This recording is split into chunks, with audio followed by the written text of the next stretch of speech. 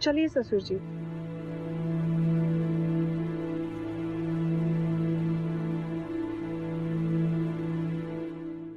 अरे बहू रानी, तुम मुझे यहाँ क्यों ले आई? मैं वही ठीक था। ऐसे क्यों कह रहे हैं आप ससुर जी? क्या आपको यहाँ पे किसी चीज की कमी है? ना बहू, वो बात नहीं है। दरअसल छोटी बहू है ही ऐसी। इतने दिनों में उससे इतना घुल मिल गया हूँ कि बस कुछ कह नहीं सकता। वो जो खुश होती है ना तो ऐसे मुझसे लिपट लिपट जाती है। अरे घबराओ नहीं बहू, वो दरअसल क्या है ना, जब से हार्ट अटैक आया है ना तब से बहुत बेचैनी होती है, घबराहट होती है, डर लगता है, मैं सो नहीं पाता। तुम थोड़ी देर ना अपनी गोद में ऐसे ससुर जी, ऐसे मुझे लेटा के बच्चे की तरह थपथपा के सुला दोगी ना, मैं शांति से सो जाऊंगा।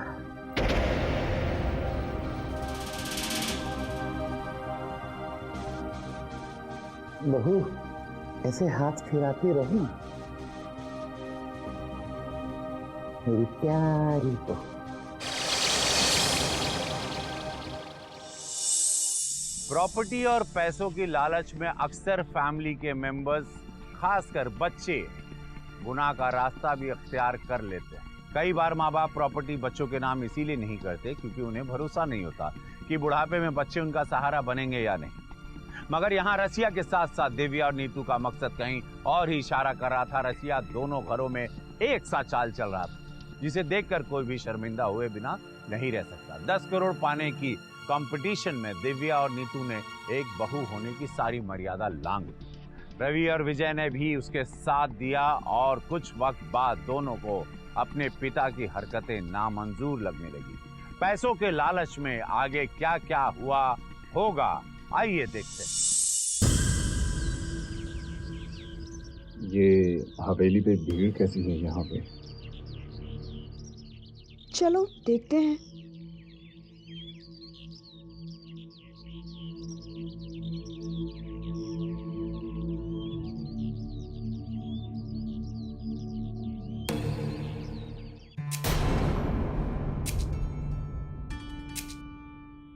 मैम, कल हम लोग बर्थडे पार्टी से लेट आए थे, इसलिए पिताजी से बिना मिले ही सोने चले गए। जब दिव्या पिताजी को सुबह चाय देने गई तो पिताजी जा चुके थे इस दुनिया से। दिव्या की चीख सुनकर मैं सबसे पहले आया और हमारा रोना देख के सारे पड़ोसी इकट्ठा हो गए। शायद उनमें से ही किसी ने फोन किया होगा आपको। लेकिन आपने हमें फोन क्यों नहीं किया? मैम, मुझे लगा कि पिताजी की मौत हार्ट अटैक से हुई है, क्योंकि इनको हार्ट अटैक पहले भी हो चुका है। इसलिए तो मैं इनको गांव से यहां लाया था इलाज कराने के लिए।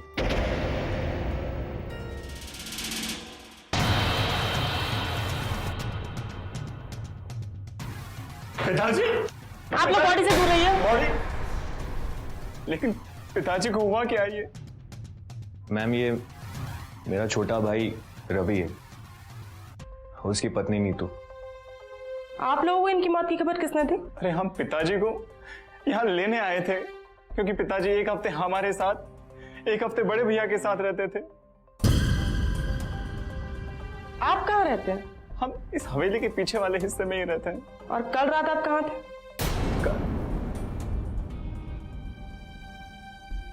मैं अपनी बीवी के साथ ही था घर में। और आप? आपका बेडरूम तो सामने है ना? हैरानी की बात है, आपके पिता की हत्या हो जाती है और आपको कुछ पता नहीं चलता। हत्या? ये क्या कह रही हैं आप? दिखाई नहीं दे रहा? गला मुड़ा हुआ है, आंखें फटी हुई है, गला घोटकर मारा गया इन्हें। शायद आपकी नजर में कोई होगा जिसने इनकी हत्या की हो, कोई दुश्मन? नहीं, इस शहर में इनका हमारे सिवा और कोई नहीं था। तो फिर कोई ऐसा हो सकता है जिसे इनकी मौत से फायदा हो सके? जी, हमको ऐसा कुछ नहीं पता। आजकल वैसे भी ऐसे केसेस बहुत सामने आ रहे हैं जिसमें पेरेंट्स को उनकी जायदाद के लिए बेटे मार देते हैं। जी आप? खैर, पोस्टमार्टम के बाद बात करते हैं आप लोगों से। अभी आप लोग थाने आइए और एफआईआर लिखवा दीजिए। और ठाकुर, ये आसपास के सारे सीसीटीवी फुटेज चेक कर लो, पंचनामे की तैयारी करो और जितने भी पड़ोसी हैं सबका बयान ले लो।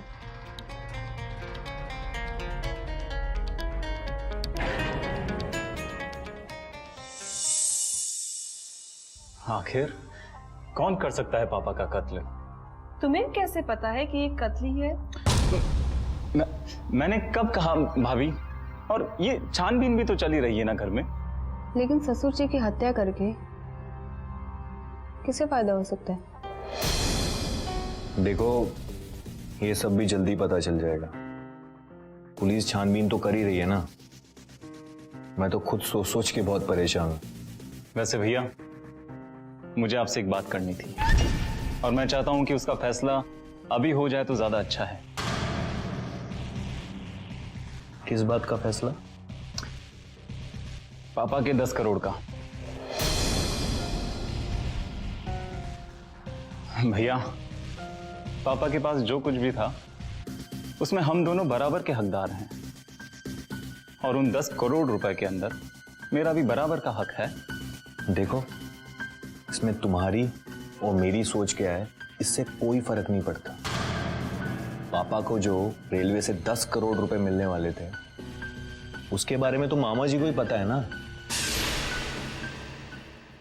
ये भैया भाभी भी ना अकेले ही 10 करोड़ हजम करना चाहते हैं और देखना इन्होंने पिताजी की वसीयत को भी छुपा दिया होगा।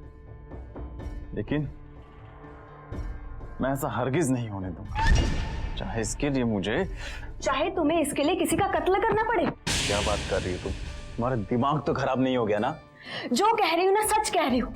एक बात बताओ, पिछली 2 रातों से तुम घर पर नहीं थे, तो तुमने पुलिस को ऐसे क्यों कहा कि ससुर जी के कत्ल की रात तुम घर पर ही थे?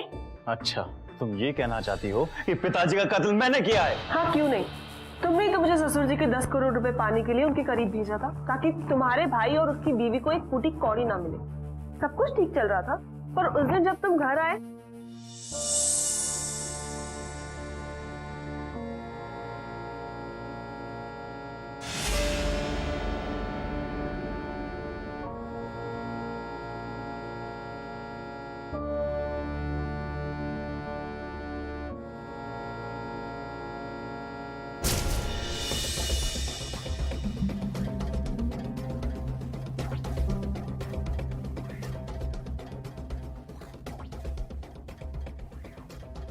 बहू नंबर 1, हाँ ससुर जी। देखो मैं तुम्हारे लिए क्या लाया। ये तो बड़े महंगे लगते ससुर जी। हाँ, आज मार्केट गया था, वहाँ सुनार की दुकान के डिस्प्ले में मैंने इसको देखा, बहुत सुंदर लगा। इतने सुंदर कंगन मैंने आज तक नहीं देखे, तो मैंने सोचा एक सुंदर हाथ किसका हो सकता है, और मेरी बहू नंबर 1 से सुंदर हाथ किसका होगा, इसलिए मैं तुम्हारे लिए लेके आया। इसे पहन लो। मेरे लिए? तो आप इतने प्यार से लाए हैं तो आप पहना भी दीजिए। सच में? हाँ मैं पहना दूं? जी। कितने सुंदर हाथ है तुम्हारे।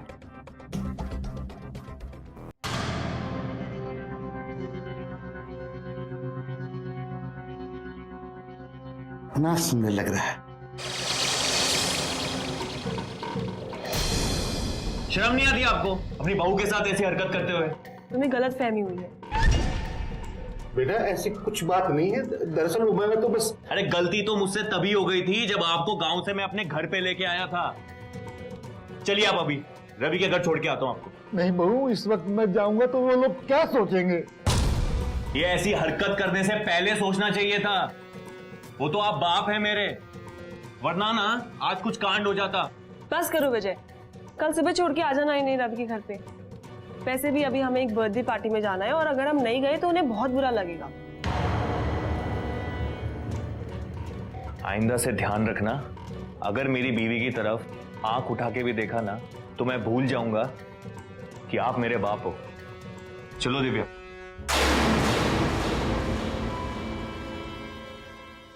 हाँ क्यों नहीं, उस दिन बर्थडे पार्टी में से भी तुम कुछ देर के लिए गायब थे।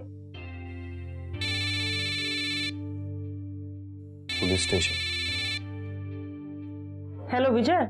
हाँ मैम। मुझे कल तुम और तुम्हारा भाई तुम्हारे घर पे चाहिए। रवि को मैंने इन्फॉर्म कर दिया है, तुम घर पर रहना। Okay ma'am. तो अब तुम पुलिस को क्या कहोगे कि कल रात तुम कहाँ थे?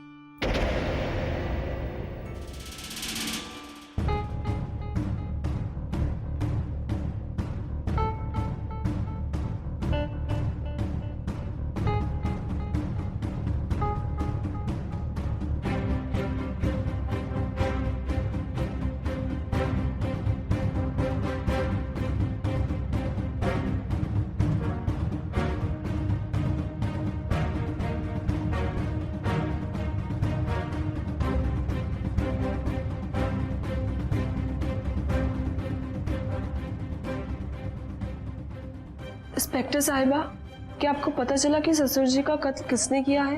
हाँ, पता चल गया है।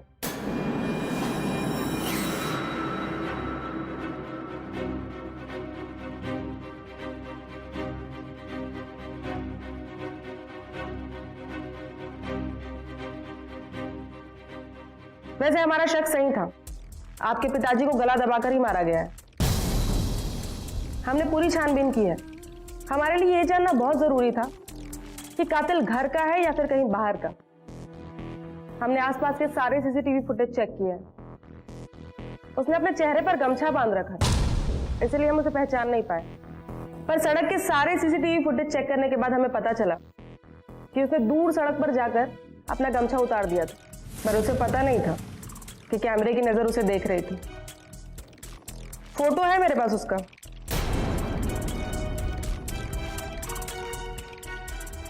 देखिए, शायद आप पहचानते हो।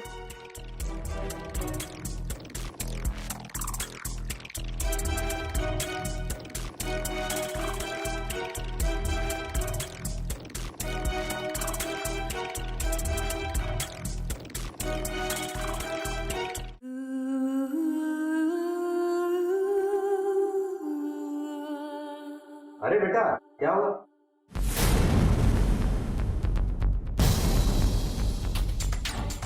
तुम पकड़ो इसे।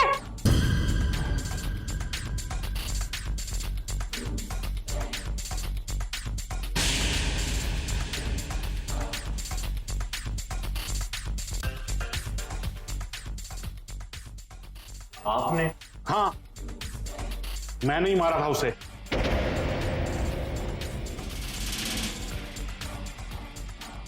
वो मेरा जीजा था, लेकिन बहुत ही बुरा और गंदा इंसान। इतना गंदा और बदनीयत इंसान, जब मुझे उसके बारे में मालूम चला तो मैं बर्दाश्त नहीं कर पाया। रसिया ने मेरे जरिए इन लोगों पर अपना जाल फेंका और मुझे 10 करोड़ रुपए की झूठी कहानी सुनाई कि मुझे सरकार से 10 करोड़ रुपए मुआवजे में मिलने वाले हैं। मैंने वही बात इन लोगों को बता दी और ये लोग पैसे के चक्कर में उस नीच इंसान को अपने घर ले आए।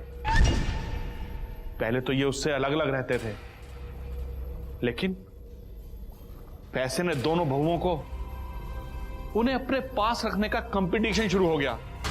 मैं तो आज भी कहता हूं कि ऐसे नीच इंसान को इस दुनिया में जीने का कोई हक नहीं है, जो अपनी बेटी समान बहुओं को ही बुरी नजर से देखता हो। बड़े शर्म की बात है, पैसे के लालच में ये बहुएं भी अपनी मर्यादा भूल गईं।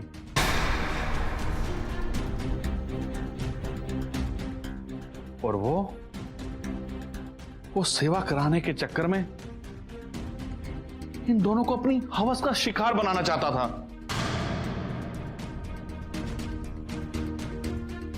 बहुत ही बुरा इंसान था वो। मैं अपने जीजा रसिया पर नजर रखने लगा और मैंने तो उसके अलग ही रंग रूप देखे।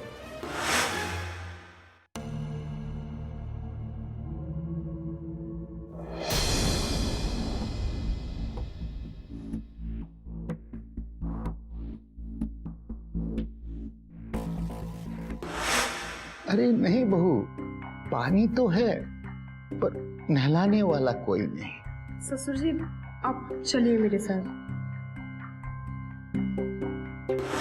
फिर मैंने सोचा कि जो इंसान इतना ज्यादा हवस का पुजारी हो वो गांव में कैसे रह सकता है। ये सब जानने के लिए मैं फिर गांव में गया और मैंने वहां के लोगों से अपने जीजा रसिया के बारे में पूछा। और जब मुझे गांव के लोगों ने इसकी कहानी बताई तो मेरी तो पैरों तले की जमीन खिसक गई।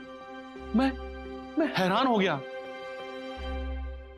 अरे नाम मतलब उस रशिया लाल का, उसने तो गांव की हर औरत पर गंदी नजर डाल रखा है। कई बार तो गांव के नौजवानों ने उसकी पिटाई भी की है, उसके बावजूद उसकी आदत नहीं सुधरी। लेकिन मैंने तो सुना है कि उसको पिछले हफ्ते हार्ट अटैक आया था और वो खुद अकेले गिरते पड़ते हॉस्पिटल तक गया था।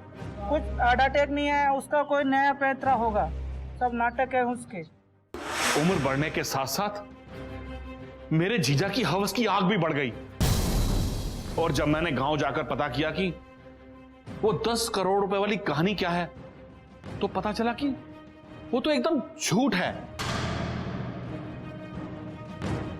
और जब मुझे अपने जीजा के पास वो डायरी मिली जो वो हमेशा छुपा कर रखते थे, जब मैंने उससे देखा तो मैं तो हैरान ही रह गया।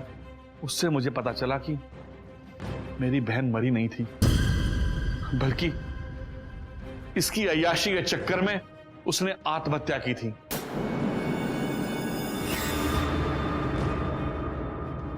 बस मुझसे बर्दाश्त नहीं हुआ और मैंने फैसला किया, मक्कार इंसान, पहले तूने मुझे हार्ट अटैक का झूठा नाटक करके अपने झांसे में लिया, फिर 10 करोड़ रुपए सरकार से मिलने उसकी झूठी कहानी सुनाई। मैंने सोचा कि इस बेसहारा बाप को उसका परिवार और बच्चों को पैसे मिल जाएंगे ताकि वो अपनी बाकी की जिंदगी हंसी खुशी गुजार सकें। लेकिन मुझे नहीं पता था कि ये तेरी सोची समझी साजिश है। हाँ, बोला, सारी जिंदगी झूठ बोला, तुझसे भी और तेरी उस मरी हुई बहन से भी। मेरा नाम ही रसिया नहीं है, मेरे शरीर का सारा खून रसिया है। मैं नहीं रोक सकता। वैसे मैंने ये नहीं सोचा था कि मेरी बहू इतनी लालची निकलेंगी। मेरे एक इशारे पर मैं जो कहूंगा वही करेंगी। दोनों घरों में मजे लेता हूं, वो भी हर हफ्ते बदल बदल कर। और तू तो ऐसे नाराज हो रहा है जैसे वो मेरी बहुएं नहीं तेरी सगी बेटियां हो। तेरी तो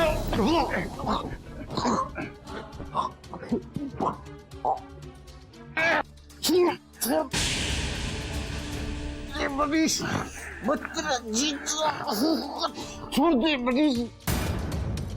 जैसे कुकर्मी को तो कोख में ही मर जाना चाहिए था।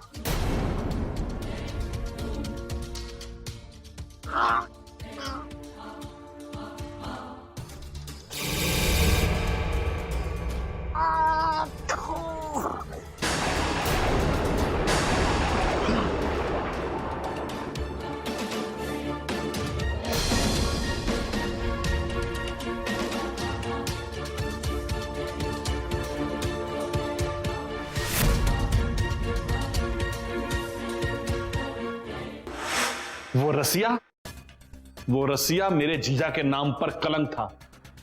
लेकिन ये तो मेरे भांजे हैं। मेरा जीजा अपने घर में ही अपनी बहुओं को हवस का शिकार बनाकर उनसे खेलना चाहता था। मुझसे बर्दाश्त नहीं हुआ और मुझसे ये जुर्म हो गया। माना रसिया बच्चलन था, बेहया था, लेकिन कानून अपने हाथ में लेने का अधिकार किसी को नहीं। और जो जुर्म आपने किया है उसकी सजा तो आपको मिलेगी। और आप लोग सोचिएगा कि लालच में आपने किसको खो दिया। ले चलो इन्हें।